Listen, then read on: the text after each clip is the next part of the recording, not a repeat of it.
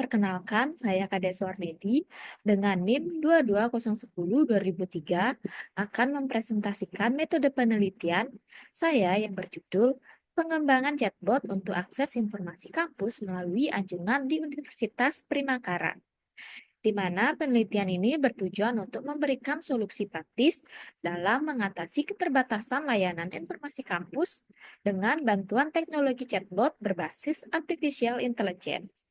Baik, mari kita mulai. Nah, dalam era digital yang serba cepat, akses informasi yang efisien sangat penting, terutama di lingkungan kampus.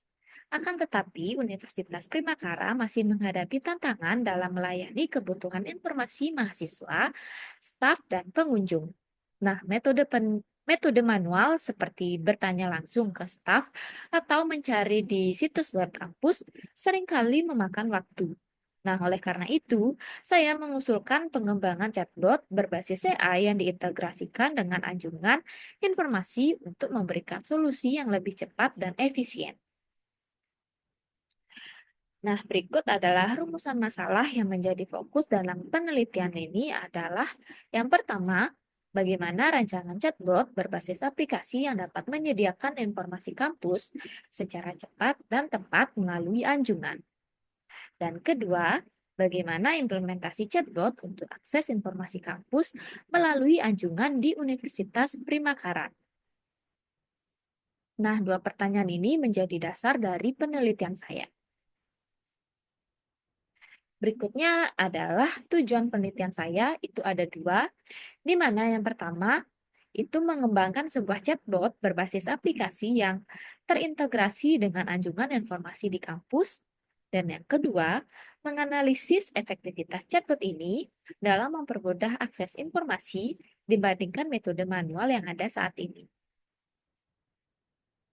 Berikutnya, manfaat penelitian itu ada tiga, di mana yang pertama itu teoritis, yaitu menambahkan pengetahuan dalam penerapan chatbot di lingkungan pendidikan dan memperluas kajian akademis tentang teknologi chatbot dan mengoptimalkan layanan publik di sektor pendidikan. Dan yang kedua itu praktis, di mana ini dapat mempermudah akses informasi bagi mahasiswa, staf, dan pengunjung Universitas Primakara melalui chatbot yang responsif dan efisien, di mana ini dapat mengurangi beban kerja staf dan memberikan pengalaman akses informasi yang lebih baik. Nah, ini bisa menjadi model bagi kampus lain yang ingin mengadopsi teknologi chatbot.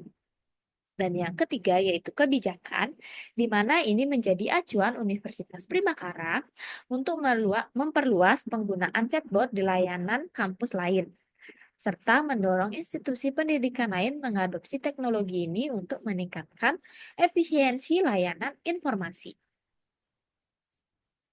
Dan berikut adalah batasan masalah.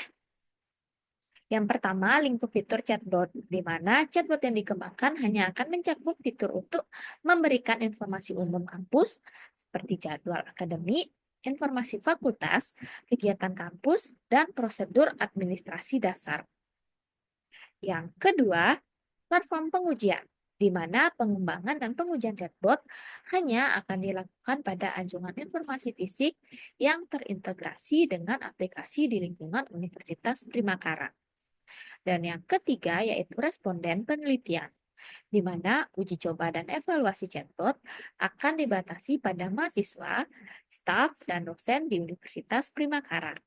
Nah, persepsi dan umpan balik dari pengguna eksternal kampus tidak akan menjadi fokus dalam penelitian ini.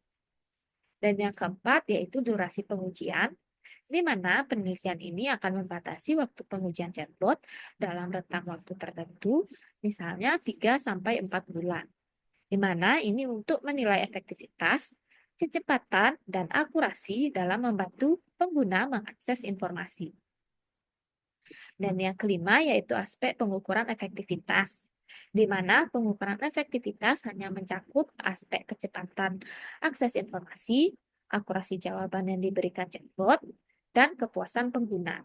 Nah, penelitian ini tidak mencakup aspek lain seperti dampak terhadap beban kerja staf, administrasi, atau efisiensi biaya secara keseluruhan. Berikutnya yaitu landasan teori. Nah, penelitian ini didukung oleh beberapa teori, termasuk penggunaan artificial intelligence dalam chatbot untuk memproses percakapan manusia secara alami. Nah, framework yang digunakan yaitu Laravel digunakan untuk back-end, Vue.js untuk front-end, MySQL untuk basis data, dan pastinya OpenAI API untuk meningkatkan kecerdasan chatbot. Nah, selain itu, konsep user experience atau UX menjadi fokus agar pengguna merasa nyaman saat berintegrasi dengan sistem. Berikutnya yaitu metode penelitian.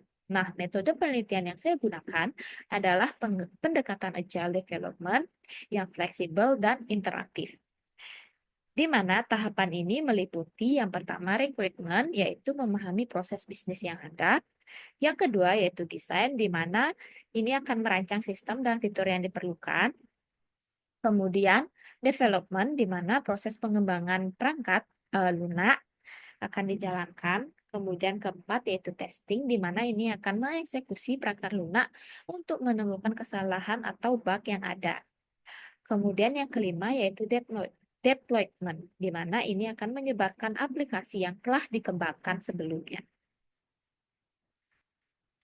Dengan metode ini, sistem yang dikembangkan dapat terus disempurnakan berdasarkan kebutuhan pengguna dan umpan balik yang telah diterima. Berikutnya yaitu teknik analisis data. Nah, teknik analisis data dalam penelitian ini melibatkan pendekatan kuantitatif dan kualitatif. Nah, secara kuantitatif, tingkat kepuasan pengguna diukur menggunakan skala Likert dengan rentang nilai 1 hingga 5 untuk mengevaluasi kecepatan, akurasi, dan kepuasan terhadap chatbot. Nah, selain itu, data log interaksi chatbot dianalisis untuk menilai kinerja sistem secara objektif.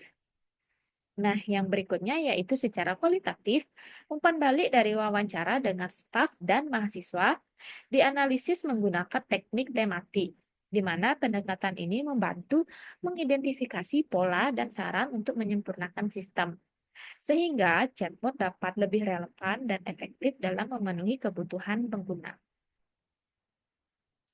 Yang berikutnya yaitu alur penelitian, di mana ini akan start, kemudian dilanjutkan dengan identifikasi masalah.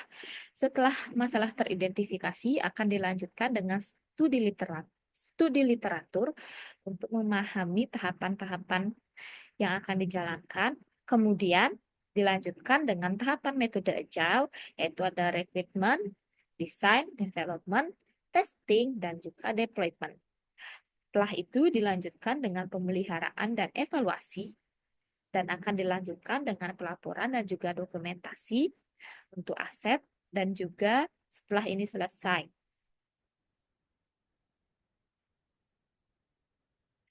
Dan berikut adalah jadwal penelitian yang akan saya lakukan, di mana pada bulan November tahun 2024 itu akan dilakukan identifikasi masalah, dilanjutkan dengan studi literatur, kemudian rekrutmen, dan pada Desember 2024 itu akan dilakukan desain dan juga development, dan pada Januari 2025 itu akan dilakukan testing dan juga deployment.